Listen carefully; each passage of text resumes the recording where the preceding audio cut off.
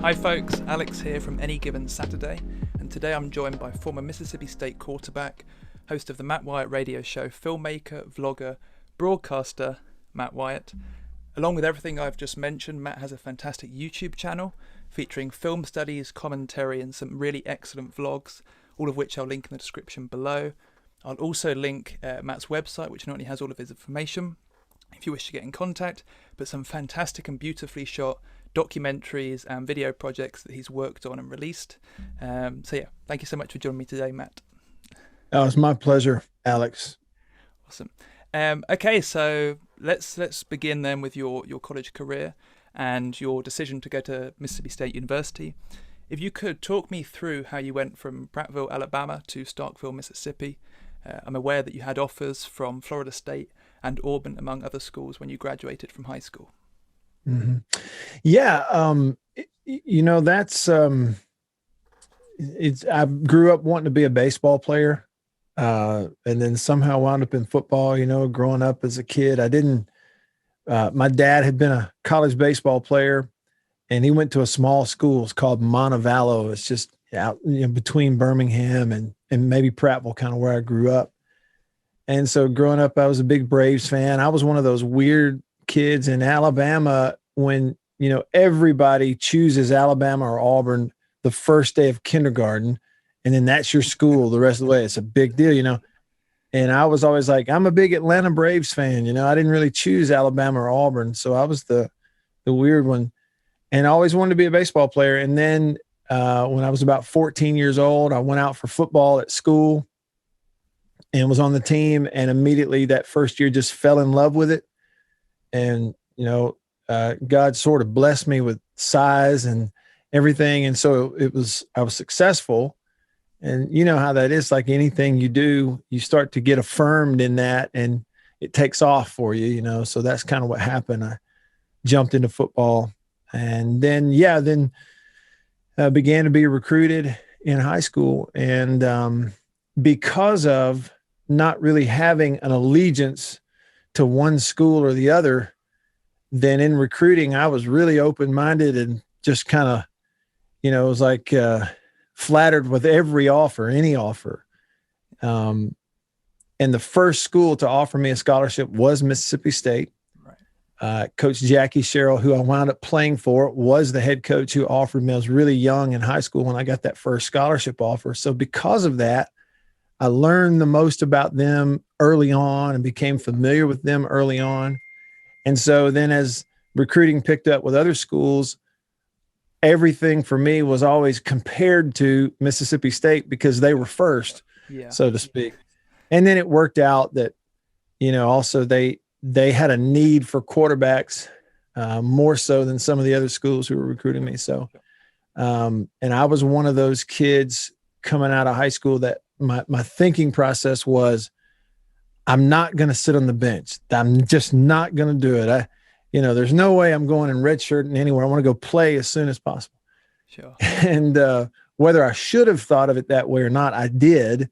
And so that helped to make a decision to go to state and try to get on the field early. And that's just kind of the way it worked out. And so ever since going to school, Mississippi has been home and I'm still here, for whatever that's worth. Wow. And sort of how have you kind of found recruiting? Like, how has it changed since when you were recruited as a player to now?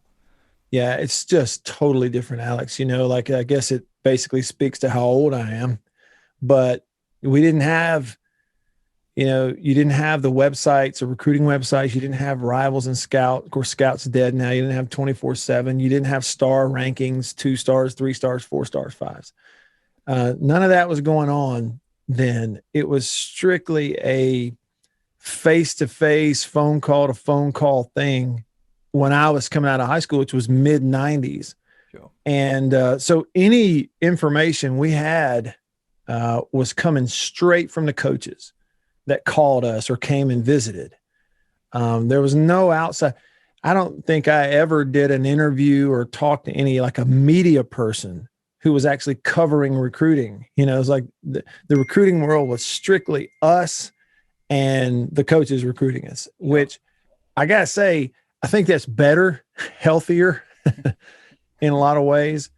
But naturally, it's just grown and changed. The internet's changed everything, including that, obviously. So, yeah, it's totally different now, as opposed to what I went through. Yeah. And did you get a chance to visit the campus in Starkville before I you did. arrived? Okay. Yeah, we I hope I get this right. I think the first visit that we made was as a family, and it was the spring of my sophomore year of high school. Right. So I would have played as a sophomore, and then that following spring, we went to the spring game on a trip to visit. We met them. We'd been talking, and then that following fall, so it had been the fall of my junior year. Then we began to make some trips on weekends over to watch some games. Same thing the following year. So that's really neat. And I will tell you, you know, looking back on it, that was one thing that, you know, as a kid then, I do remember, and I think that's similar to now. Kids now, you know, kids are the same when you're 16, 17, and you show up like on a big, huge college campus, and the people there already know what you look like. They already know your name, and they rush up to shake your hand and welcome you, and they pat you on the back. Boy, we surely hope you come here. We really do like you, you know, and it makes you feel sort of like you're you know, the big man on campus, even though you're there on a visit, and it's really flattering. You know, it really makes a strong impression with those kids, and you could see how naturally it would kind of go to your head if you're not careful. You start to get the big head, so to speak. Am I correct in saying that you redshirted your freshman year? Mm-hmm. Yeah. Okay. Yeah.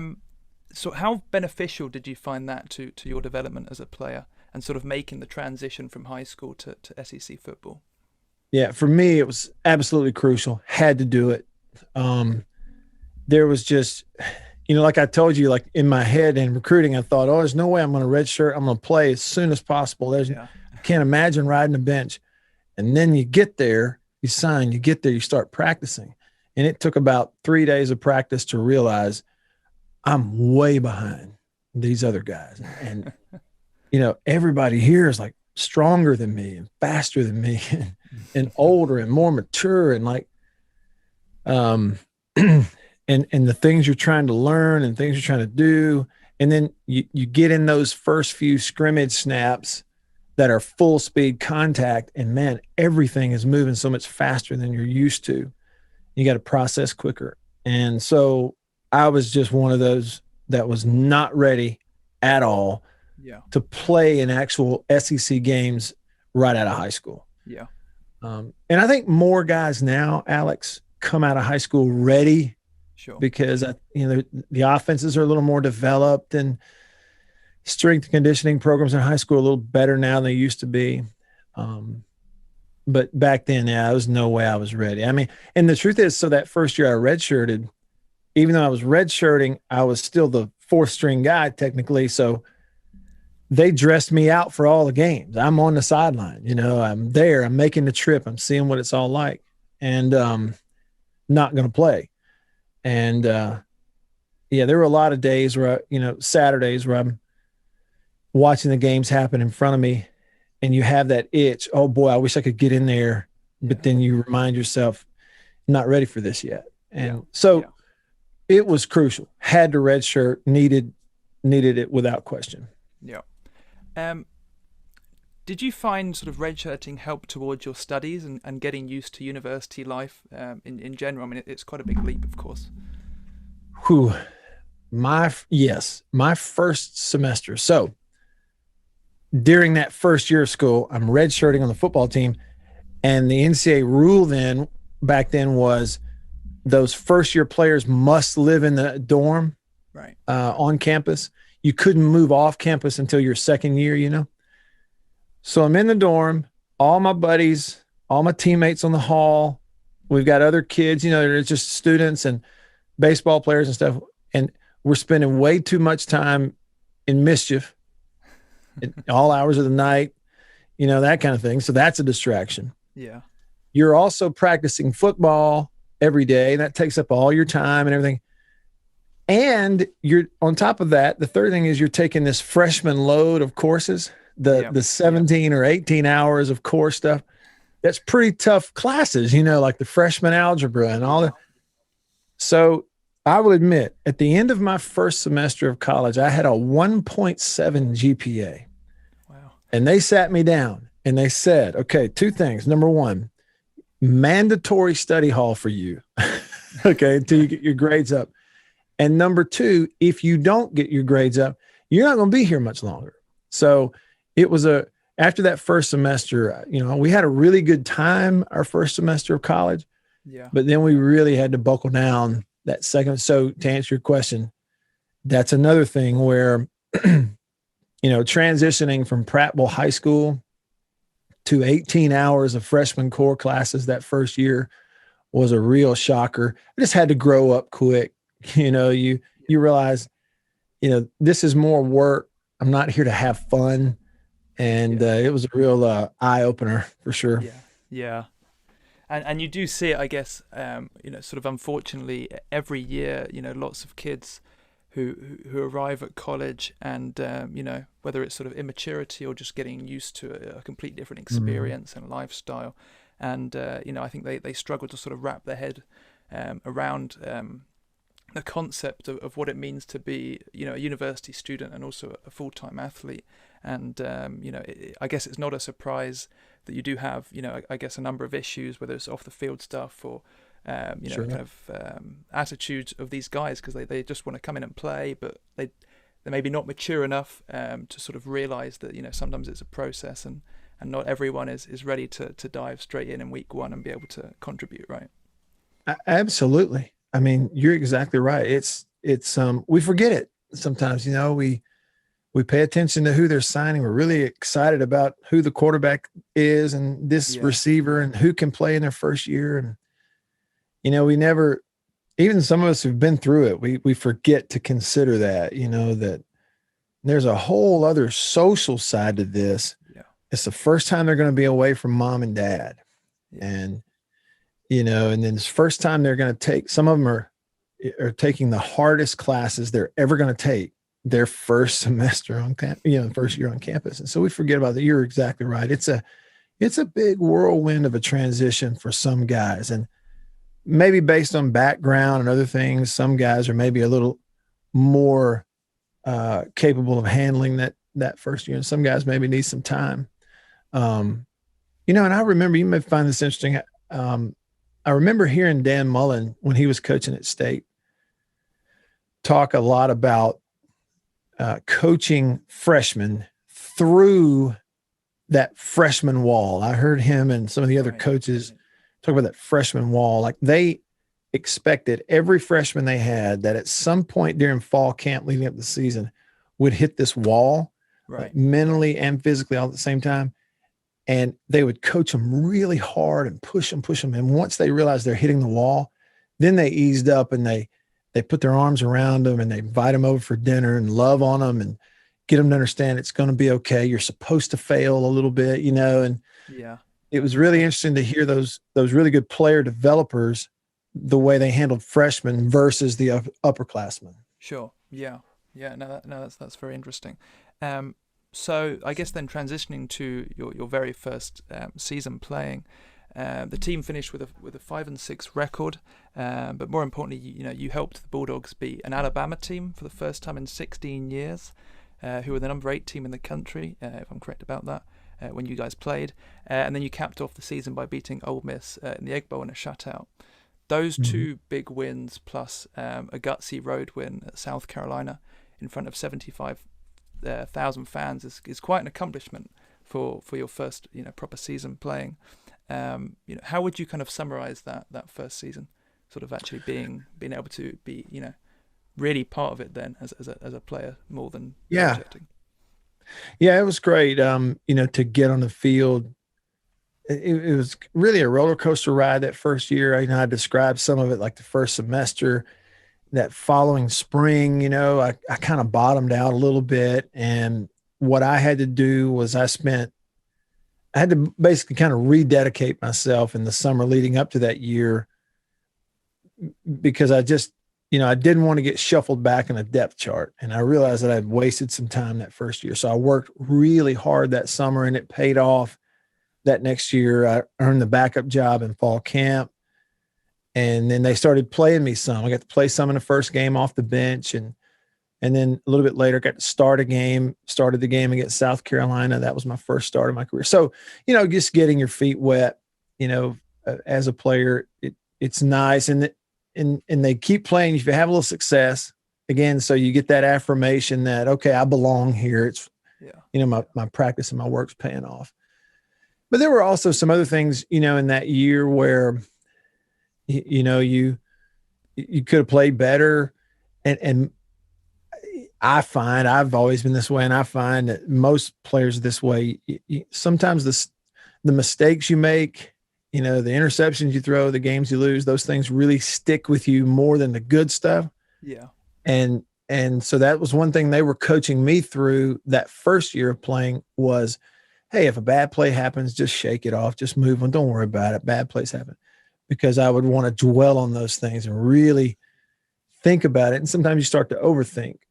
And that burdened me kind of throughout my career. But yeah, the biggest thing was just that first year getting to be on the field after standing there and watching them play the year before. Yeah. It just felt normal again to be on the field. Yeah. And I guess just quickly on the South Carolina game, was it kind of surreal? You said that's your first start. Mm-hmm. You're playing in front of 75,000 people. It's I guess we kind of it's easy to forget. You think about certainly games in the SEC and these massive cathedral of stadiums, and we just throw numbers around like 70,000, 80,000, 100,000 at a stadium. But you kind of stand back and go, there's 75,000 people watching, a 17, 18-year-old playing.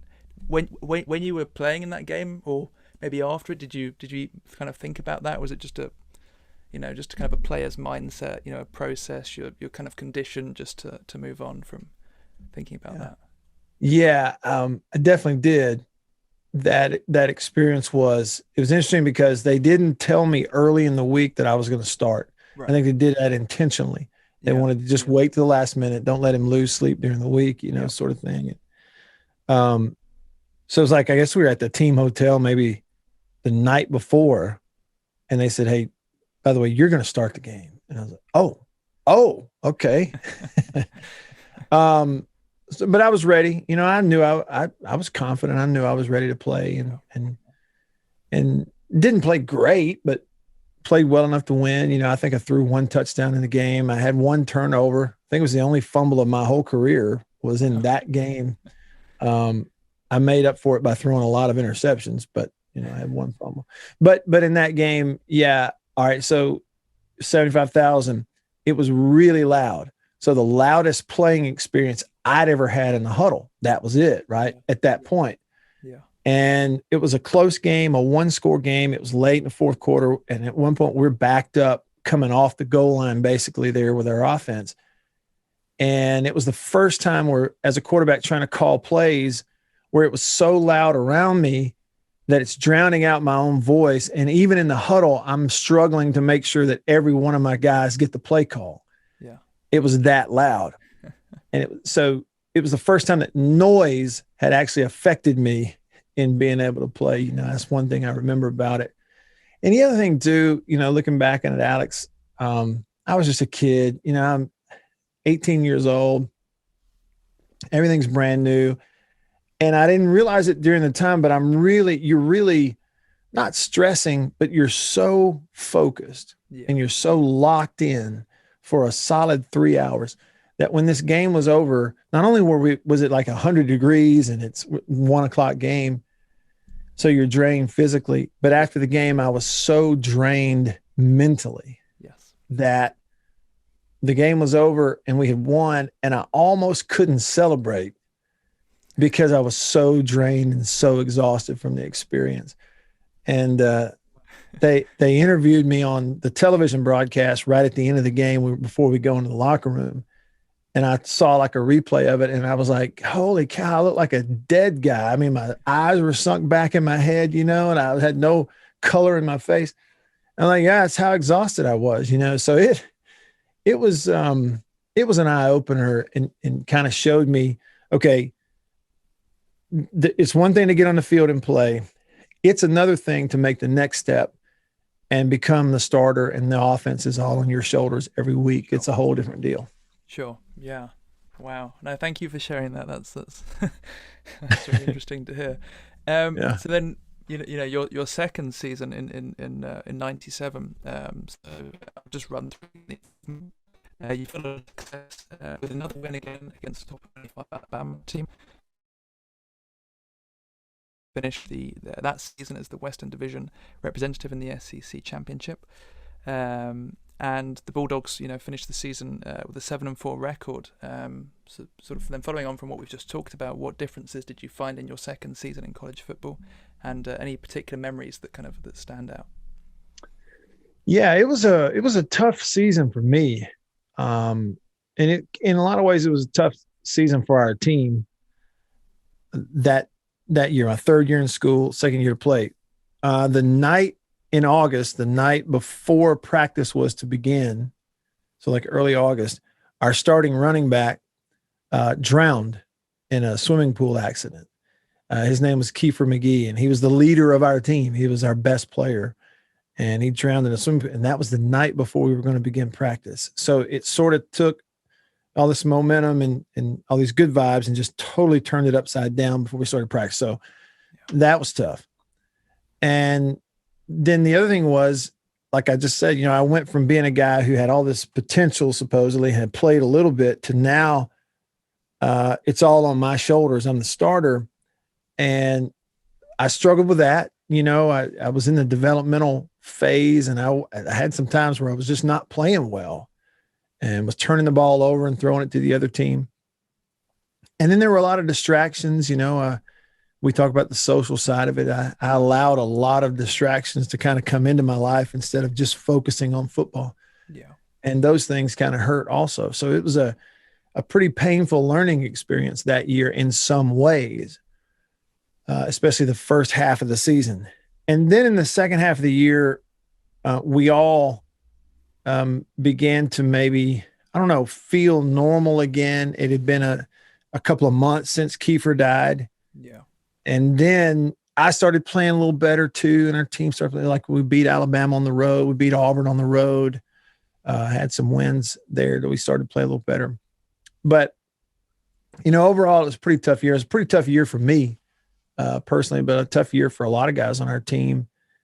And I think the toughest thing was losing the rivalry game to Ole Miss by 1 point. And so there were only 16 bowl games that existed in 97. And by virtue of winning against us, they got to go to one of those and we didn't. Right. Even though we had 7 wins in an 11-game season. We played one less game back then. So really it was just a tough year. When I look back on it, there's a lot of things I like. There were a lot of things that were fun. I appreciate the experience, but there aren't a lot of happy memories from that year, to be honest with you. Right. And so I guess you say that sort of the second half of the season you guys started finding confidence again,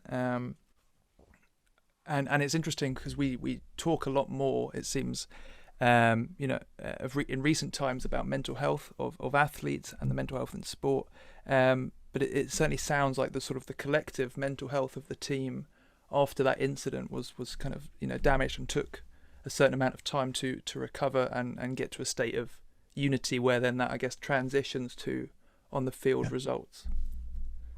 I think that's right. Again, I got a whole different perspective on it now, looking back on it, than I did when we were in the middle of it.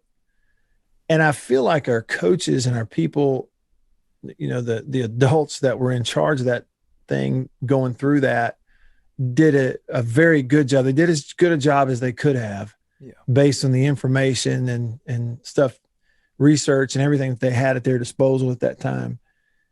They really did try very hard to make sure they were there for us, that we had lots of meetings. We had lots of times, guys, people would come talk to us, try to talk us through it. But there's also an element of, you gotta, it's life, and you have to kind of live through it and deal with it. Nobody on that team has ever or would ever say that, Kiefer's death in some way was an excuse why we might have lost focus or had trouble. But I just think naturally, it was something that shook us all up. Yeah.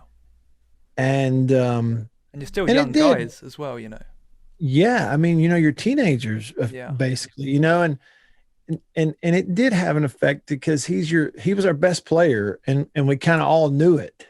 And at the same time as being the best player, he was the most liked player. Sure. And we all knew it, so when that happened, it was a real tough deal. And I think, we all did the best we could on that side of it. And, when you're a ball player, being able to just put the helmet on, buckle the chin strap, and go to practice for 2 hours every day and run around and just do that. Yeah. That was actually great therapy.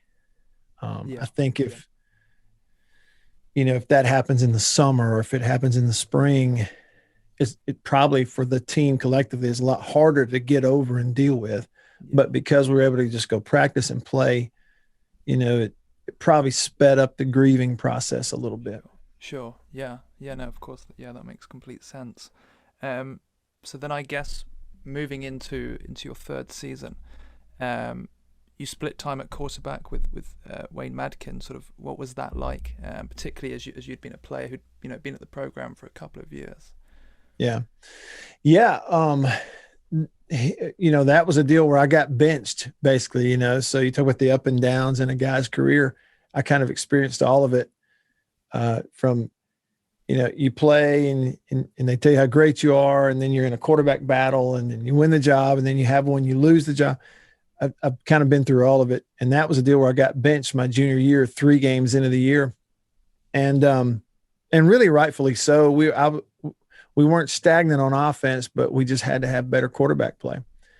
And Wayne was a freshman in that 98 season. I was a junior, and he was this big, tall guy, really live arm, and was playing on a lot of adrenaline. Right. And because he was young, a lot of things were simple for him.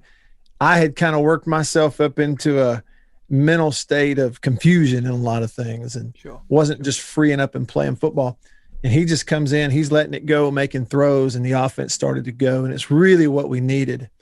And it just worked. He played well. And in the second half of the year, he had some big throws against Arkansas that allowed us to win the Western Division.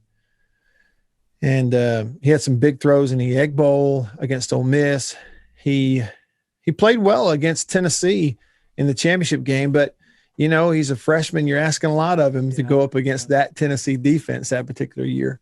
And for me, it was one of those where, it's painful to get benched, but at the same time, I'm a realist, and I knew I just wasn't playing well enough. If I'm a coach, I probably bench me too. And that's hard to deal with, but it's the way I dealt with it. Yeah. And stuck it out and decided, okay, well, what I've got to do is make sure that I'm not a negative on our team. I've got to somehow be a positive. If it's supporting Wayne, if it's being a backup, if it's whatever. And then, just kind of hung in there. And then at the end of the year, played a little bit and then played a lot in the bowl game against Texas at the end of that deal. And by virtue of having a good attitude, I didn't always, but eventually I came back around and said, the biggest thing, I got to have a good attitude. By virtue of doing that, was able to then go into my last year of school, and really earn a role on the football team and help us win games. And we really did split a lot of the time at quarterback. Wayne was the starter. I was the backup, but we both played a lot. And that was good. I think that's the biggest thing in all of it was hanging in there, not transferring, having a right attitude, a team first attitude, continuing to work so that I had a role on the team. And then it paid off that I was able to have a role to help us win some games before my career was up. And so that's probably the biggest positive I take away from the whole thing. Yeah. And I guess as well, the adversity that you'd already been through, that must have helped that process, of when you were benched. And then, I guess as you were sort of saying, being able to sort of stand back and think about how can you then best help the team and, still provide a lot of leadership, as an experienced guy and someone who's been around the program. That's right. Well, and Alex, like in some ways, football is a lot like life in that, if you go out here and you start to really think too much of yourself, what does life do? Life will bring you down pretty fast. You'll get your feet put on the ground pretty quickly. And I kind of think that's the way I was. I was not an arrogant person or anything like that. It's just that you're playing quarterback. You're the starter as a young guy at an SEC school, and everybody's telling you you're good and you're going to play on Sundays. Well, the reality was I started believing all that, and you start to think in terms of yourself way too much. Yeah, I did. And you're like, well, you can play on Sundays. Well, the fact was I hadn't learned how to play on Saturdays yet. How am I going to play on Sunday? Yeah. And I needed a little bit of a mental reset in my career. That's just what happened to me. I wish it wasn't that way, but that's the fact. And that mental reset involved me having to go back to square one to learn, wait a minute, you don't play quarterback so that it can all be about you. You play quarterback so that you can get the ball to everybody else. Yeah. To the fast guy, to the tough guy. These are the players. It's your job. And hit that reset button and make sure it's team first, not me first. I didn't even realize a lot of that back when it was happening, but looking back on it, that's what was going on with me. And I needed it. And that's once that happened, then I was able to become a productive member of the team, have a role that, like I say, helped us win some games. Yeah.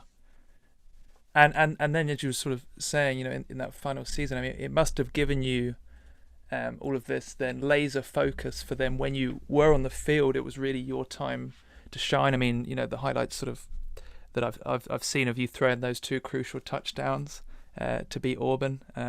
Great video that is to watch. And a nail biter, and other moments where you led the team to victory. So it sort of seems like it came full circle in a lot of ways. So yeah. Yeah, I would say that yes, it did, and it was neat. So in '98, my junior year, the game I got benched in was at Oklahoma State, right? And I can't remember if it was the only one or if it was the first one I started. The next year was at home against Oklahoma State, right. And played well in that one. Yeah, so you're right. It was like a full circle thing. That was the way some of the other things happened in the year. And I think what we found as that year went on was that, I was a little older, had been through the ringer completely. I could handle it. It was not going to be as much affected just because I was older and, like you say, had been through all of it. So for me, watching Wayne start the ball game at quarterback and being ready to go in if they need me to go in and do something, whatever it is, I could handle that. And those roles kind of worked out, and it's one of the few times, honestly, that in Southeastern Conference football in the modern era, it's one of the few times that you can find a team that had pretty much a 2 quarterback system. Not that it was 50-50. He played a little more than I did, but the system was we both played, we both had certain roles, and it worked. Yeah. It's one of the few times you could find one where the 2 QB system was working, and a lot of it was because he and I got along. I had made it clear I was there to support him. I was not trying to pull the rug out from under his feet, and that we both were putting the team first. And if you do that, it might work. Sure. Yeah. You mentioned that the bowl games. What was it like to appear in New Year's Six bowl games? Yeah, it was neat because, you get gifts and money. And, and I didn't play at LSU or Alabama, so I wasn't getting money under the table. But I'm kidding. I'm totally kidding. But yeah, it was neat. Like, so the first one was a Cotton Bowl after that 98 season. Yeah. And I just remember like growing up watching the TV show Dallas. Right. And in the intro to the TV show Dallas, they have a shot where the helicopter's flying around that big hotel in downtown Dallas with the mirrored side. Right. Well, we stayed in that hotel. So as we're going up to them, like, hey, wait a minute. We're staying in the hotel from Dallas. They're like, yeah, we're in Dallas. No, the TV show Dallas. So that was neat. And quite literally, like I could look out my hotel window and right across the street was the school book depository and an X on the street where, JFK was shot. Yeah. And all this was neat. It's first experience for us to do the bowl game thing. And on top of that, like we got to our rooms and on the bed was this big pile of gifts, bowl gifts, all of our swag, the shoes and the outfits and all those things. That was neat. And then the senior year, we played Clemson in the Peach Bowl and in Atlanta, which is a short trip, and our family was there. And we spent a week there going through all the activities. And of course, both of those two were getting to go practice in NFL stadiums. When we went to the Cotton Bowl, we practiced a few times in the Cowboys stadium at Arlington, I guess. And so we were using the Cowboys locker room to get dressed. And there's like Deion Sanders and Troy Aikman and their names on the lockers, and similar thing with the Georgia Dome the next year. So all those things are stuff that, the stuff outside the actual ball games was really cool. Yeah. Yeah. And certainly with that Cotton Bowl appearance, what was it like sort of being across the field from and watching Ricky Williams and coming off his Heisman win? Ricky Williams was dominant that day. He was just like I don't know. I mean, I'm on offense, so I'm standing there watching our poor guys try to tackle him, and he quite literally hurt. I guess it was two of our defensive players just by running over him. Wow. And he was so thick, and when he would run full speed, his center of gravity was so low. It's like his butt was literally 1.5 feet off the ground, and he's running full speed, and his thighs are this big around. I'm like, how are you supposed to tackle that? You can't tackle that. Yeah. And so it was something to watch him. And they were, maybe a better team than us overall, but I will say, and it sounds like an excuse, but we had played in the SEC title game against Tennessee, and we had a lead against Tennessee in the fourth quarter. And then, of course, they throw the touchdown pass to Peerless Price to take the lead and beat us in the fourth quarter. They go on and win the national championship. And for us, and people don't really understand this, but in this league, in the SEC, if you get to that game, the SEC title game, and lose it, it is incredibly difficult to get interested in playing another game against somebody else. Sure. Yeah. It was hard for us to practice. It was hard to get up and really pumped about playing Texas, to be totally honest. So it sounds like a little bit of an excuse, but that was just the reality of it. Yeah. Yeah. No, sure. No, that makes sense. Every player leaves a legacy at their individual universities. What would you say was the legacy that you left in Starkville? That is a really good question. Well, the fans always joke with me because they remember that I pooch punted. It might be that I was maybe the most famous pooch punter we ever had at State. But legacy, I would say that it's a really good question. I hope that it's of someone who probably had every reason or excuse to just quit and leave and go somewhere else, but chose not to because, loved Mississippi State. I love the school, love the town, I love the people. And I just wanted to continue to work to see if I couldn't help us win. I felt responsible for us losing some games. I wanted to be responsible for us winning some. And even though I wasn't a full-time starter my whole career, I actually did accomplish that before it was all done. So legacy, it's kind of hard to look at it in those terms. But I think it's, in reality, it's probably our fan base, and people probably look at me as a guy who carried himself the right way for the most part, stuck it out, um, gutted it out, helped us win some games in an important year, which we won 10 games on some really good teams that I was a part of. And I've sort of dedicated a large portion of my professional career also to sort of being an ambassador for Mississippi State, and I'm very proud of that. Sure. Yeah, no, I think that's a great answer. A legacy doesn't have to be a case of someone who wins Heisman's or national championships. I think it can, come down to just someone, as you say, who helps the program and does everything that they can to make the team better and the environment work and succeed. Yeah. We've talked a little bit about the Egg Bowl. You won 3 Egg Bowls during your time in Starkville. Could you sort of explain what it's like to both play in an Egg Bowl and then to win an Egg Bowl? Yeah. Uh, it is an incredibly intense, intimate rivalry in the state of Mississippi. I've tried my best to describe it in ways so that people who haven't experienced it could understand it.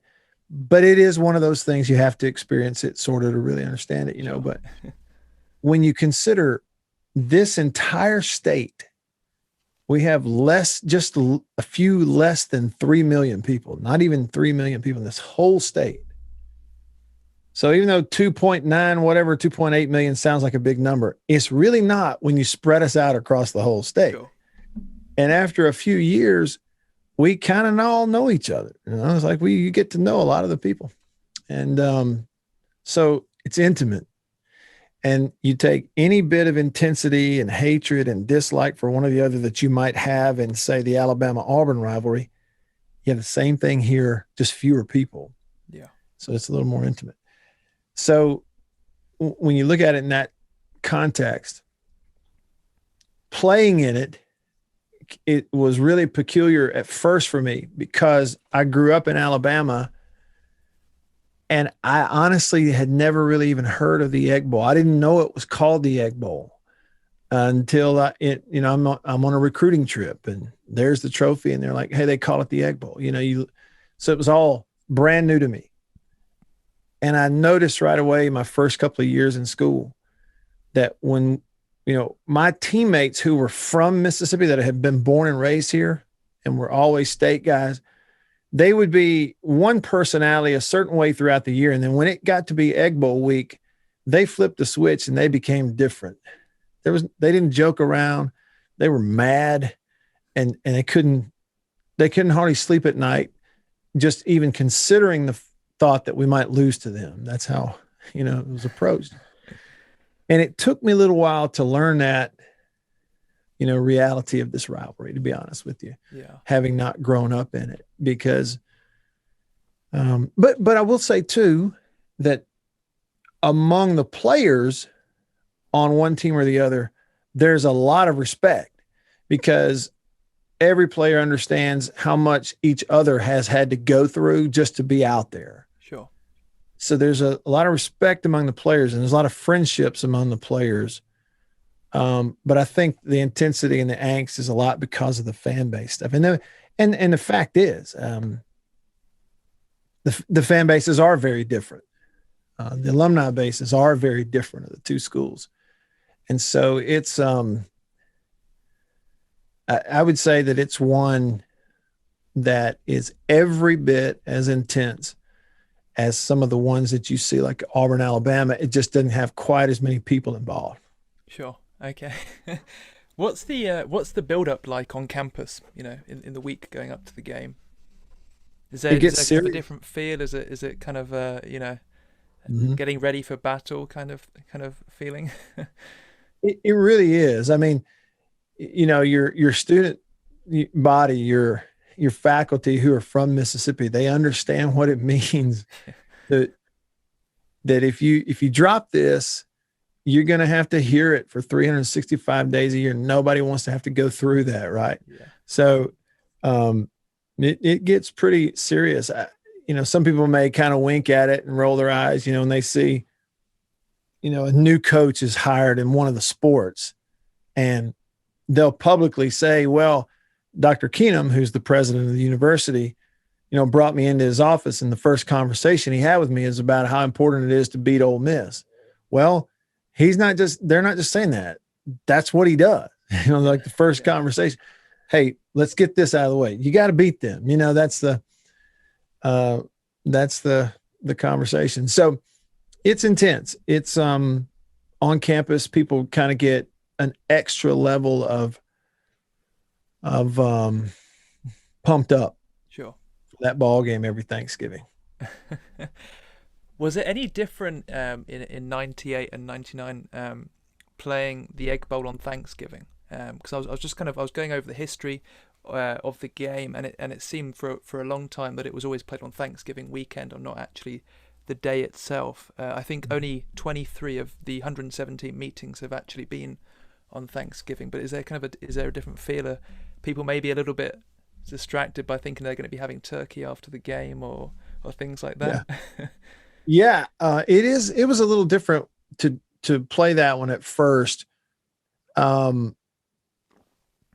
Because, your family was scrambling, trying to figure out, okay, well, are we going to have Thanksgiving dinner on Thanksgiving Day? Are we going to the football game? And you still have that going on. And Alex, we have this conversation on my radio show every year that it pops up. Okay, it's going to be on Thanksgiving again, because what I find is, just based on my listeners, it's really divided. Like half the fan bases, they would prefer the game to be on Saturday, because they want to do the family thing on Thursday on Thanksgiving. Sure. The other half says, no, I like it on Thursday. You get more exposure, and then we do our family thing on Saturday. So, it's like, you can't get everybody to agree whether or not they want the game on that Thursday night of Thanksgiving. As a player, I don't remember it being, too much different, because we were playing some Thursday night games anyway. Right. Seems like I remember we played LSU a couple of times on Thursday nights in my career. We might have played Kentucky a time or two on Thursday nights, but we had Thursday night games. And so the fact that it was on a Thursday, you could stay in routine. And I say that just because that's the biggest thing for any football team. Coaches and players will tell you that, is setting a routine and then sticking to it throughout the year. It's the biggest thing for a team. And so, we could stay on routine and on schedule with a Thursday night game. And I think for some, and I'm trying to think those last couple of years, I didn't mind it, because I knew if we played on Thursday night, coach was going to let us go home Friday, Saturday, Sunday.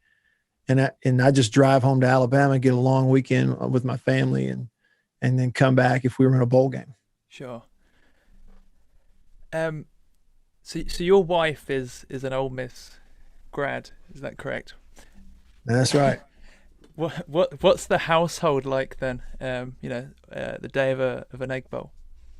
Yeah. I wish I could get her up here to answer it for you, because the first thing she would say is, we never see Matt on Thanksgiving anymore, because now I'm doing the radio stuff, and last year was my 10th year in the color analyst role.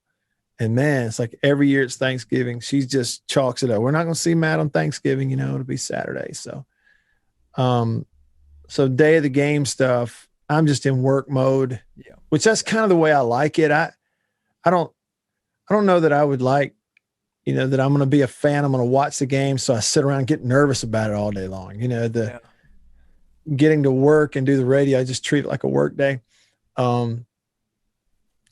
She is a 2001 graduate of Ole Miss. She was a homecoming queen there. And, her mom went there, her grandmother went there, her grandfather went there. I mean, it's just generational, Ole Miss. And I'm really lucky in that they are incredibly good sports. She is one who, she definitely wants Ole Miss to win. She wants them to win everything. but it's like win or lose, the game's over. It's over. She's not one of these who's constantly needling me and playing practical jokes and stuff. So our personalities fit in that way. Sure. That it's, we don't talk a whole lot about it, honestly, throughout the year. And that's probably best. Yeah, sure. And then she's probably just glad as soon as the game's over that you're then coming home, right? So And that's pretty much it. Yeah. She's like, oh, she's a single parent every Thanksgiving, it seems like for the whole day. Okay, so you mentioned punting. How does Yeah. a quarterback end up punting 49 times across his college career? Yeah. Well, that's a good question. Um, I guess it's because I punted in high school and I loved it. Growing up, I had one sister, younger sister. I didn't have brothers. I grew up in a neighborhood with a lot of kids, but you can't always depend on their schedules. And I was a kid who I wanted to always, every day, be doing something, either hitting a baseball or, once I got to a certain age, practicing football. So once I fell in love with football, I had footballs in the house and I lived across the street from a big wide open yard and that had these two pine trees out there at about 40 yards that went straight up and made a nice little alley to try to aim through. And so I just go out there and just kick and kick and kick and kick. And because I didn't have nets, and if you don't have somebody to throw to, you just got to kick it and go retrieve it, So that's how I spent a lot of alone time, was just kicking those balls. I think I have 4 of them. I kick all 4, go pick them up, kick them back and forth and back and forth. Sure. And so naturally learned to punt. And that's when then I get in high school and all the coaches at every school, they do this. They go, anybody kick or punt? And I go, I can punt. I think they said, okay, punt one. I punted it one time. They went, you're our punter. And so I punted in high school.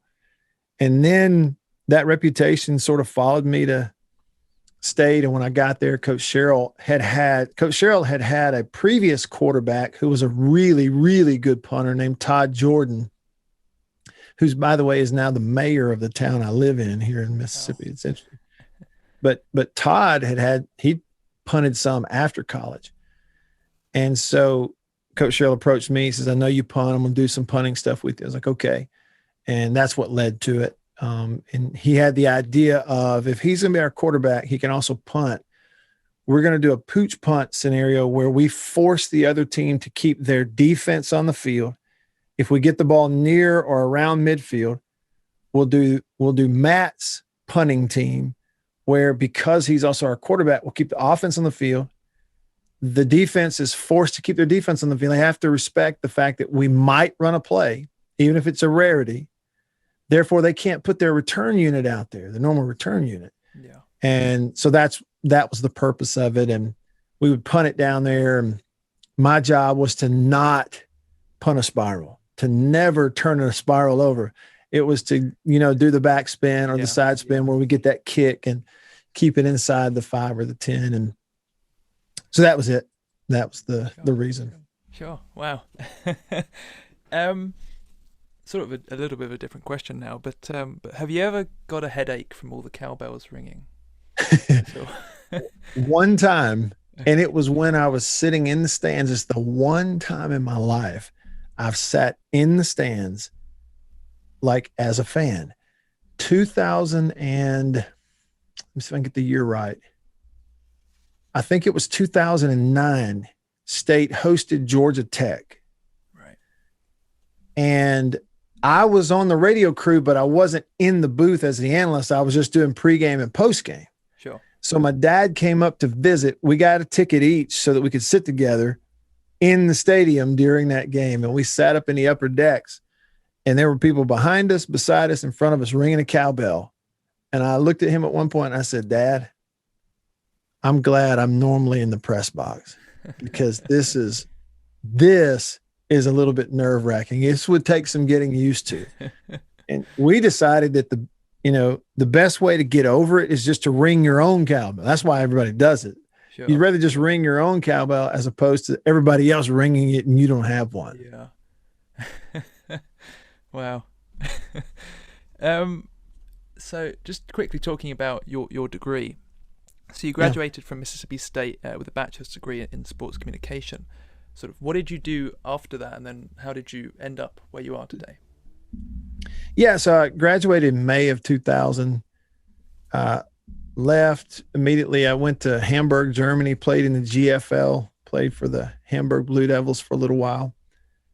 And I had this degree, this sports communication degree. And at that time, Alex, I was really into the outdoor sports, hunting and fishing, and had been really into it in college, especially fishing, competitive fishing, and wanted to come home and kind of get into that world.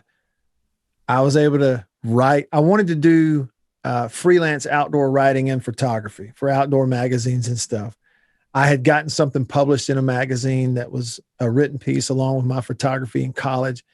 I made a check on that for like maybe $500. And I was like, oh, this is awesome. $500.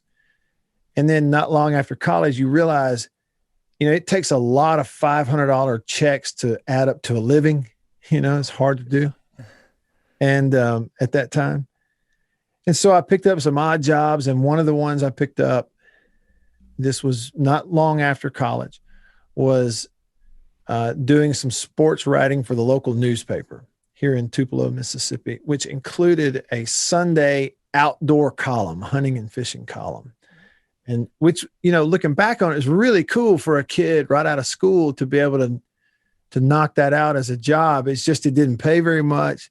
Yeah. And it was just the beginning. And doing that led to the local TV station approached me about working for them to cover sports and to do an outdoor show, a hunting and fishing show. So I took that job, and that was in about 2001. And I worked at the local TV station doing that up until 2000 and I think 5 or 6. And my role there doing local sports grew. I wound up doing an anchor thing. And I've always joked that I did television until my hair fell out, and then I started doing radio, But it's kind of the timeline, because about 2006, I began doing work as a color analyst on some TV broadcasts for football on a station doesn't exist anymore, but a network out of Atlanta called CSS. It was Comcast Sports Southeast. So did some games for them. And that experience of doing TV analyst is what led to the opportunity to do some radio analysis and talk radio. Right. So all at the same time. So from about 2007 to about 2009, those couple of years, I jumped into talk radio shows, started making a living doing that because we didn't really have sports talk radio in a lot of Mississippi at that time. So it was kind of getting in on the ground floor of it.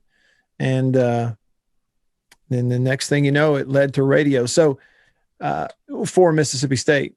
And yeah, that's kind of how it took off for me. Is I wanted to do writing. I wanted to do photography. But it just totally led me down a different path I never saw coming. And here I am talking for a living, Sure. Wow, that's quite a journey then. Yeah, it really is. If we could just talk about the Bulldogs 2020 season just for a little bit. So last season, let's just say that Thanksgiving came early in Starkville. The way that the Bulldogs carved up that LSU defense in that opening game, it was hard to watch for me. I bet. But after that game, it seemed to a degree that certainly from, I guess, offensive production, the wheels kind of fell off the cart a little bit. I guess with KJ Costello's play and then the transition as sort of as the season went along until that regular season win against Missouri and the Armed Forces Bowl win over Tulsa, which I guess you could sort of say that the Bulldogs won twice that day with the extracurricular activity that happened once that game was completed. But how would you sort of summarize the 2020 season for the Bulldogs, and what did you find, covering it and being so close to the team, sort of, what did you kind of learn from the body of work that they put together across the season, and as we sort of head into 2021? Yeah. What I learned is that they were not that far off from where they probably should have been Right. all along. When you consider COVID year, they go coaching change, but not only coaching change, but full on system change, full on. I mean, when you compare to other coaching changes, like, if you look at Ole Miss, they went from the previous staff of Matt Luke and Rich Rod to Lane Kiffin. Well, big coaching change. Yeah. And different stuff.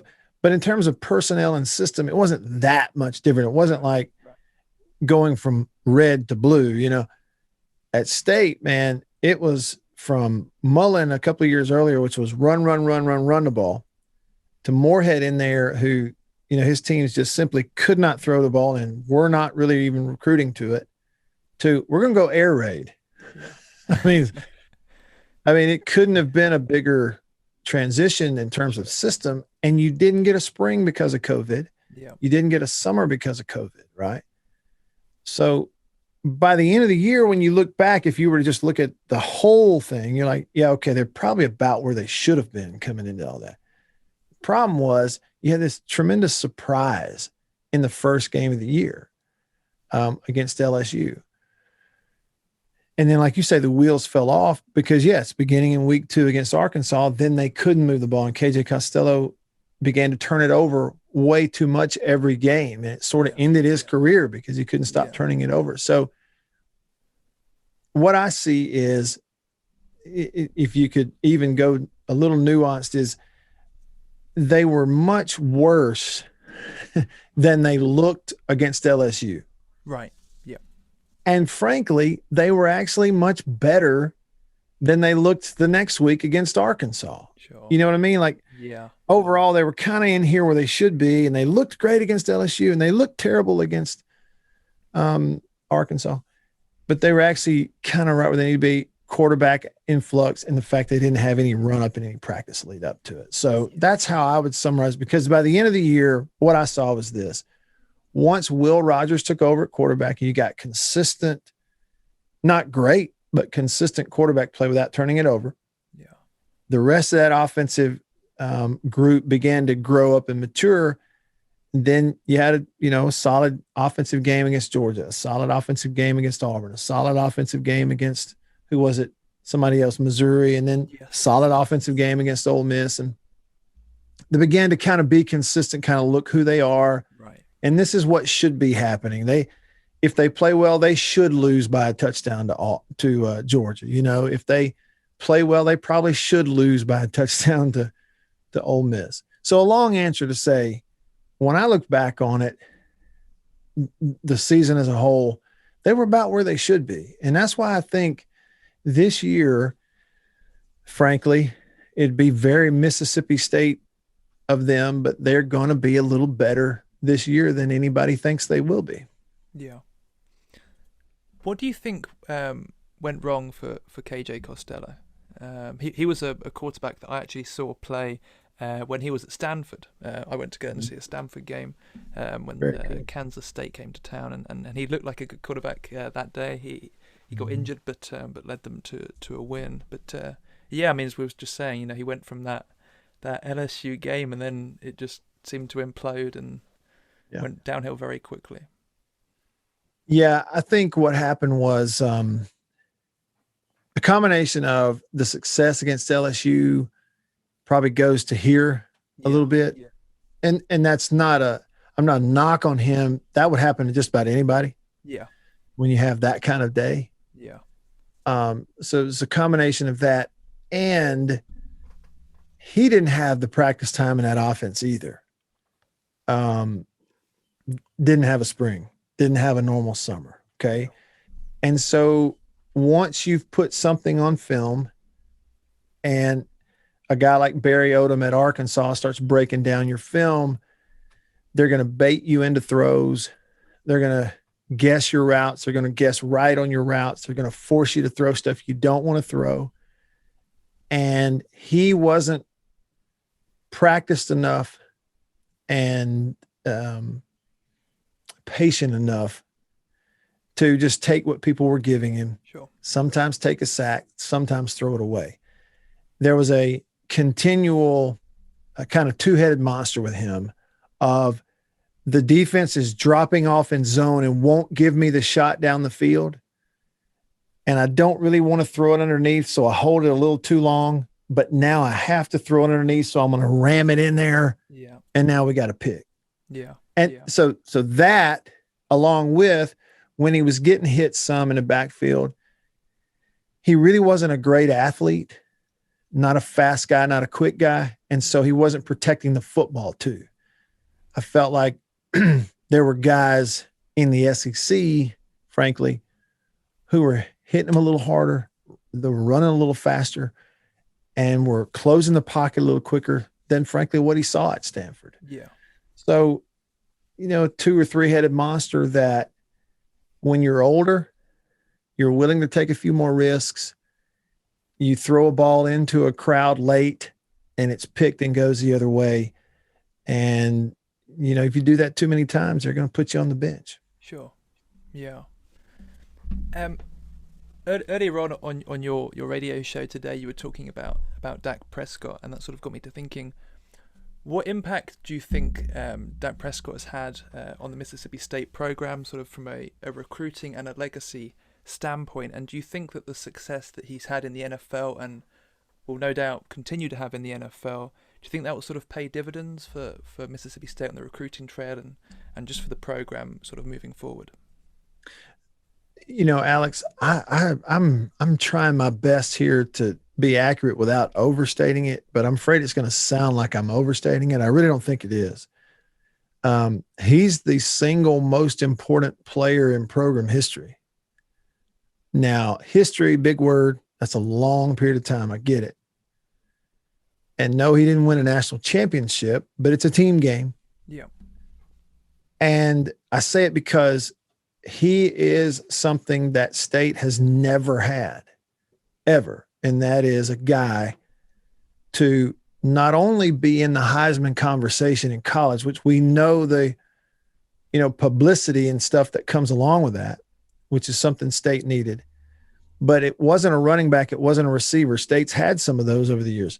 What they'd never had was a transcendent quarterback in a Heisman discussion that brings that attention to campus and to your program, that then goes on and duplicates that in the NFL. He's the only one at State's program who's ever done that. And if you want to be, if you want, in terms of perception, you said recruiting, in terms of perception, which that's what a lot of recruiting is. If you want to be moved into that discussion some, if you want to knock on the door and have them open the door and let you in every time, answer your phone call, you got to have a Dak Prescott in your program's history. You just have to have it. And it did that for them. Sure. And it's going to continue to do that because Dak loves State, and he comes back and, he roots for the baseball team in Omaha and stuff like that. He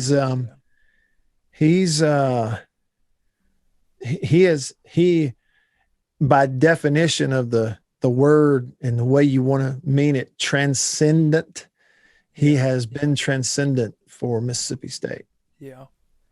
And as an LSU fan, it's quite funny thinking about it now, but you can always go on to message boards or as soon as Dak's name is mentioned, you'll see LSU fans talk about how badly the team messed up in his recruitment and how a guy from Louisiana, they weren't able to secure him and he went to Mississippi State. So it's right. Quite funny. I mean, of all the misses for Les Miles, yeah. And I don't know that quarterback is kind of like offensive line. It's really, really hard to evaluate for a lot of people. Yeah, I guess sure. It's sort of easy in hindsight now that, now he is who he is, but it's certainly something that still, I think, angers a lot of people in the state of Louisiana, how the LSU program messed that one up. Just talking about Mike Leach for a bit. Do you think his tenure at Texas Tech and before that as an offensive coordinator at Oklahoma and Kentucky earlier in his career sort of prepared him well for, as we're talking about recruiting, prepared him well for recruiting in the SEC? I guess sort of the knock on a lot of new head coaches in the SEC sometimes, who might come from programs or conferences in other parts of the country, is that it often begins and sort of ends a lot of the time on whether they can and will be able to sort of successfully recruit against their SEC rivals. Do you think that's his background has sort of prepared him well? I don't know. If I'm answering it honestly, if I look at it strictly from his perspective, I don't know yet if I'm sure that it prepared him for what recruiting is like now. Right. Because recruiting has changed within the last couple of weeks and months, the NIL stuff and everything that's going on. And it's changed for everybody. So I don't really know. I would think that it did. My thing is, I don't really know, Alex, how much recruiting he did when he was an assistant at Kentucky and at Oklahoma. And when you meet Mike and you get to know him, he's so different. He is, and I mean in this way, he is the most genuine and true to himself and feet on the ground SEC head coach I've ever been around. Here's what I mean. So like we talk about recruiting. I said earlier, the big thing in recruiting is perception, right? It's coaches talk all the time about, you go out here and you put your arm around the 5-star and you love him, tell him how great he is. And then when you get him on campus, then you have to de-recruit him so that you can coach him, that sort of thing. Yeah. Well, Mike, there's no such thing as, for Mike Leach, there's no such thing as he's going to say something that he doesn't actually believe. Right. There's no such thing as that. He's different in that way. And so what you wonder with him is, how does he relate to, a guy who's written a book about Geronimo? How does he relate to a 16-year-old kid today in Jackson, Mississippi? Does that work? How does that? So I don't really know. And I think, yes, they have a staff. They have a staff that is recruiting really well and doing a great job, and you don't hear anything negative about them. They work really hard.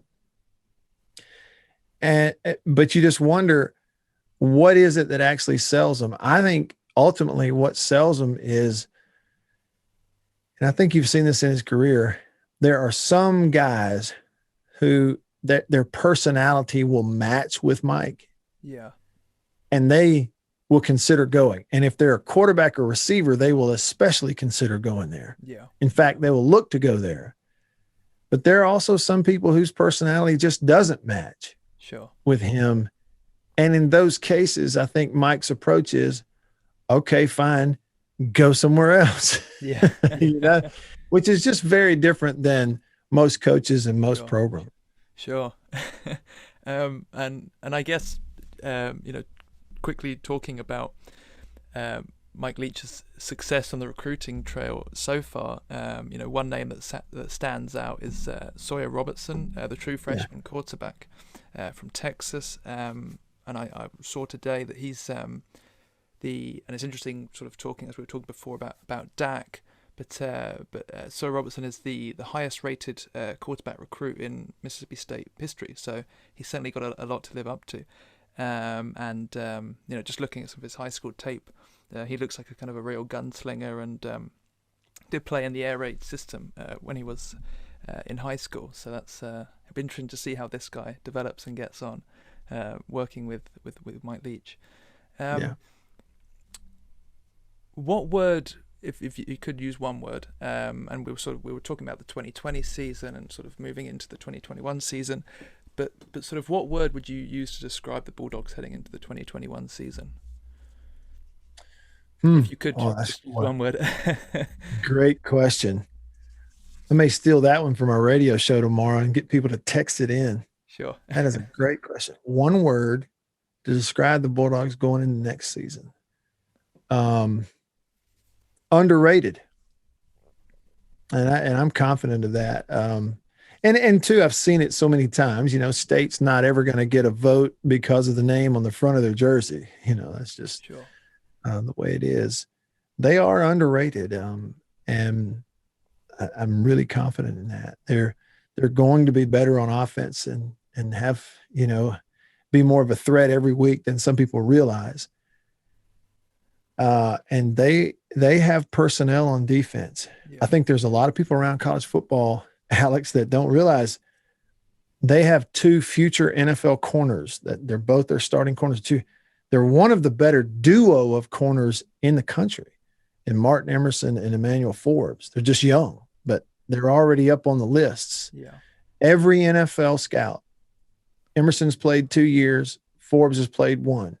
Every NFL scout knows their name already. They have 2 defensive tackles, and they usually only rotate one in at a time because they're a 3-man front. They've got 2 guys who are going to play NFL football in Nathan Pickering and Jaden Crumedy. They added Randy Charlton, a pass rusher from UCF, and watching him in the spring, he fits right in. Right. At linebacker, Aaron Brule is a guy who's going to have an excellent chance to play some NFL football one of these days at linebacker. They transferred in Jalen Green at safety.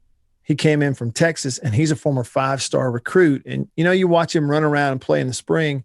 He's got a mesh, but he looks like a 5-star athlete out there.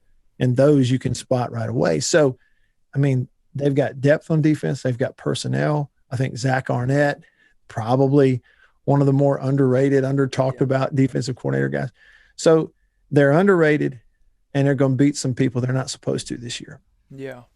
Yeah, as an LSU fan, and I honestly mean this, if there's one defense that I always fear watching the team play every season, it's Mississippi State, because I know that they always just seem to cause problems for LSU. And I'm not even just talking, games, whether they win or lose. It's just it always seems to be such a slog and a battle for LSU whenever they play, Mississippi State. And certainly, like as you were saying, like the defensive linemen as well. There's obviously been a great hit rate on those guys in the NFL the last couple of years. So with the Simmonses and the Jones and people like that. So I'm excited to watch them.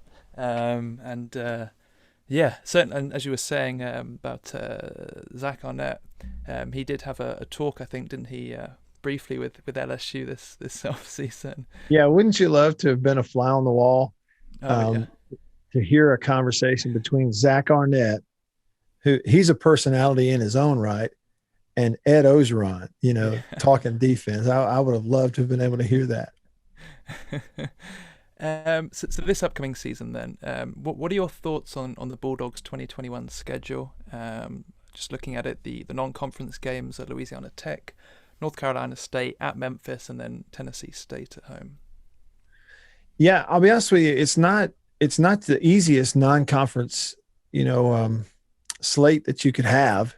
Yeah. There are some teams that have a much easier non-conference just because, Memphis is a good program. Yes. Yeah. A good team and a good program. They can beat you. They can score. They've got players. NC State, obviously, they're a good program. They're a, middle tier to every now and then upper half of the ACC type football team, and they're turning out NFL players, and then, you look at Louisiana Tech, they're not Memphis, but historically, and even the times you've played Louisiana Tech, if you're slightly disinterested, they'll hang in there for 4 quarters and play you. So, it's not, I wouldn't call it a tough draw in the non-conference. It's just a very good competitive non-conference schedule when you consider Memphis as one of those games and you're going to go up there. So there's been some years where you'd look at the non-conference and automatically go 4 wins, check. Sure. This is not one of those years. Yeah. Yeah. And certainly teams that are going to play you hard. And as you said, could, on any given day, right, make it very tough, going into the fourth quarter kind of matchup. You were mentioning some of the Bulldogs, the guys on the defense to sort of keep an eye on. Some of the returning Bulldogs. What are kind of folks? What are players that folks should keep an eye out for this upcoming season? Certainly, one that just jumps to mind straight away is Jaden Wally, the wide receiver.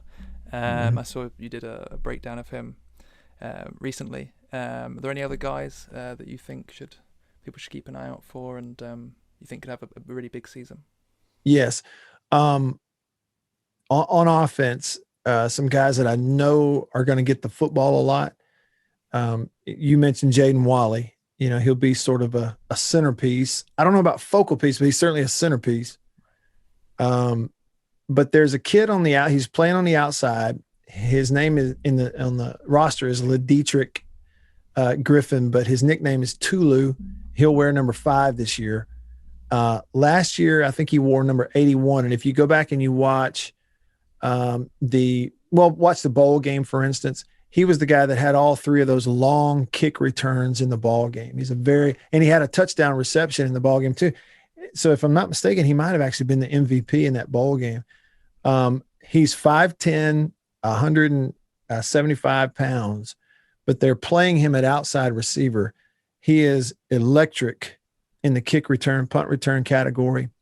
And when he started to learn how to run the routes they wanted him to run, they played him a little bit. He always got open. They threw him a touchdown in the bowl game.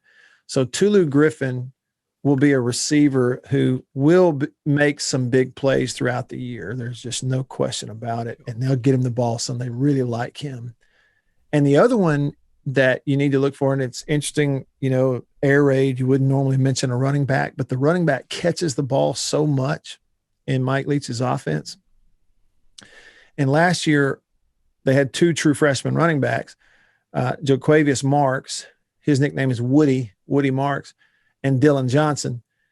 And Marks got a majority of the snaps, especially early in the year, and caught the most passes of anybody on the team last year, just, short passes. Sure. Dylan Johnson, the other one, has made a jump. I saw him in the spring out there and was like, who is that? He's wearing, the same number. And I said, that's Dylan. I'm like, well, this guy's grown up in the course of 2-3 months. And I watched him. Dylan Johnson is going to have a big year at running back for them this year. So I would say those 2, I feel comfortable telling you to remember their names. Sure. Tulu Griffin and Dylan Johnson. They'll be big offensive guys. Sure. Thank you. Are there any true freshmen that you're hearing good things about who maybe could push for playing time or are making waves kind of early? Yeah, one who I hear a lot about is an inside slot receiver named Teddy Knox. He's from Texas and lightning fast, like super duper speed, which they really wanted to find one of those guys in the recruiting class. So I hear a lot about him. I think there's some guarded optimism from inside the building because they have this staff, they know how hard it is to get those true freshmen to do everything they want those receivers to do. Sure. It's like Jaden Wally last year. He was a true freshman. And in the back half of the season, he had 4 straight 100-yard receiving games. Well, at the beginning of the year, he didn't even play against LSU. No catch. So it took him a half a season to figure out how to run the routes, and read a defense. So I think that's the only reason, if it's true freshman, I go, but he's the one on offense I keep hearing about. Sure. And on quarterback play, how do you think Will Rogers will sort of progress this season? As a quarterback, what do you like about his game? Oh, Will is a guy who is accurate. Like he rolls out of bed in the morning, accurate when he throws the football. Several throws last year proved that. Guys don't have to work to catch the ball when he throws it. So that's one thing you really like. Number 2, played in an air raid system in high school at Brandon High School. So even though last year he was a true freshman with no spring or summer, he was able to pick up calls and get in there and play He was sick the first 2 weeks, and then he got there, and then he was able to pick up and play just because he's familiar with the reads and he's done a lot of this stuff. Right. Did it in high school, kind of like Sawyer Robertson, like you were talking about. And then the other thing is, Will he is very much an energy guy, a weight room guy. Come on, guys, let's go guy, so every workout he's out in front, and you kind of want that for the quarterback of your football team. You want that attitude. So I like all of that about him. The thing that's going to help him the most is that Jack Abraham from Southern Miss transferred in there, and Jack's old. He's a super senior. He's already thrown for 7,000 yards in his career. He had a 70% completion year at Southern Miss.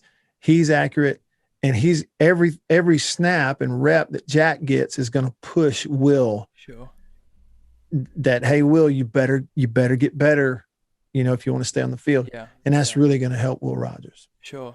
Thank you for mentioning Jack, because I was literally just about, then the follow-up question was going to be about the transfer quarterback. What game are you most looking forward to seeing State play this upcoming season? Whew. That's a good one. See, you've had a couple of these where I had to stop and think for a minute. I would have to say probably the LSU game. Yeah.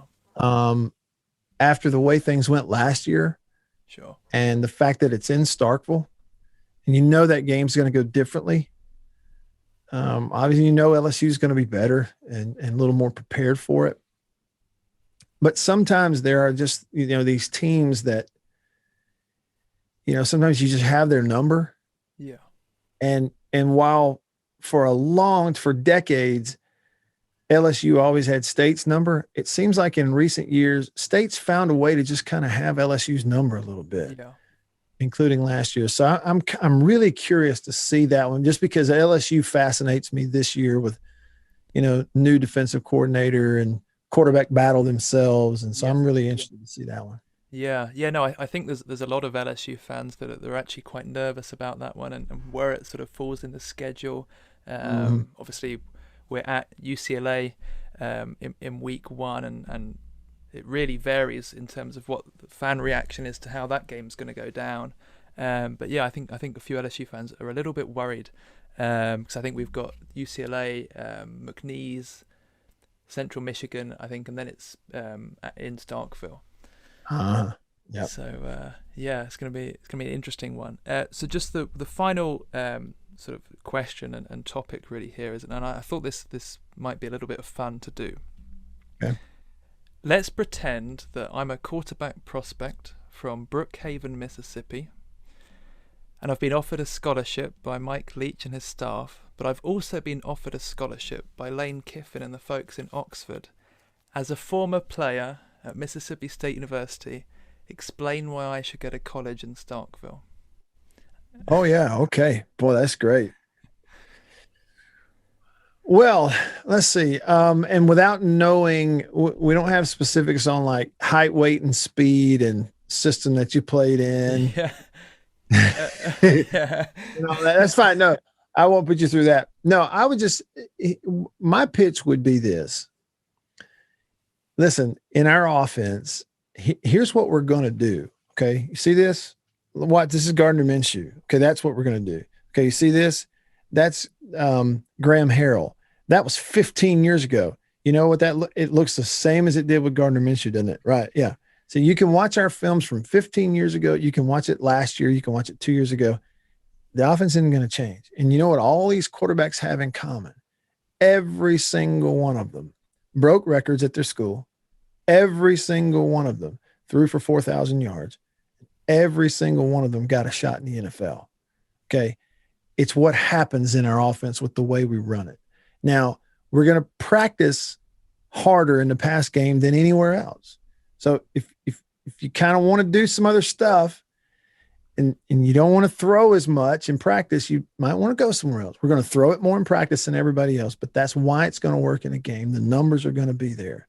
We're not going to have you putting the ball in the belly of the running back, reading the defensive end, and pulling the ball and running down the field 3, 8, 12 times a game. We're just not going to have you doing that. If you do have to run, your job is to run just far enough to find a guy to throw it to.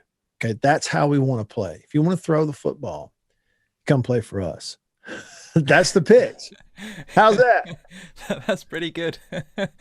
I think you'd be hard pressed to find some kids and their parents in their living rooms turn that one down. So, well, then, I might need to apply because frankly, if I'm on a coaching staff on an SEC school, I would have much, much better retirement than I have right now.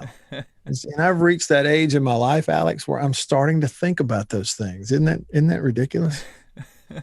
Are there any projects that you have lined up for the future, or any other kind of content that you're working on or planning on releasing soon on your YouTube channel or the website or your Vimeo or anything like that?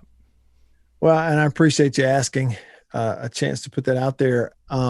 Yes, one thing I'm really excited about, and you have a lot of football fans who tune in. Last year, I did something for the first time in high school football, is a series that we called Hometown Heroes. And it's just kind of short filmic videos week after week of small town high school football in Mississippi. And in some cases, the smallest towns in Mississippi. And we just basically took the cameras and documented kind of what it looks and sounds like on a Friday night in these small communities. And I loved it and loved doing it. It's like all video and sound and music. There's not a lot of talking, and it really went over well. And so we're going to do it again. And I think the first one that we're going to head out and film will be on August the 13th. So a couple of weeks from now. Yeah. So I'll start popping those out there on social media and on YouTube pretty soon. I'm really pumped to get back out there and see those. Sure. Yeah, no, the ones I've seen have been fantastic so far, so I'm looking forward to those. But yeah, thank you so much for your time today, Matt. I've had a brilliant time talking to you and hearing everything you've had to say. It's really been a pleasure. And yeah, just thank you so much. Is there anything else you'd like to just add before we wrap this up? Well, thank you for having me. And people that listen will never know how hard I was to nail down on this. And it's totally my fault because the last month has been haywire. Yeah, basically the whole month's been haywire. So I appreciate you having me and being patient with me. And anytime you need anything, just let me know. Thank you so much. I really appreciate that. And it was quite funny. This was sort of originally scheduled around the College World Series, and then Mississippi State went and won the whole thing. So that's right. That's right. And I didn't, I had several things, including you and a couple of things scheduled. I had a speaking engagement scheduled on that Tuesday that I just went to Omaha, and then I had to figure out, okay, I had to cancel this and I should have been there. And so I really appreciate you being nice about it and understanding. And yeah, it worked out. State won their first national championship, and believe it, man, we're still celebrating around here for sure. Yeah. Well, yeah, thank you so much for everything. And yes, for the people who are watching this, if you did enjoy this episode and this content, please do like and subscribe to keep up to date with all future interviews with folks from around the world of college football.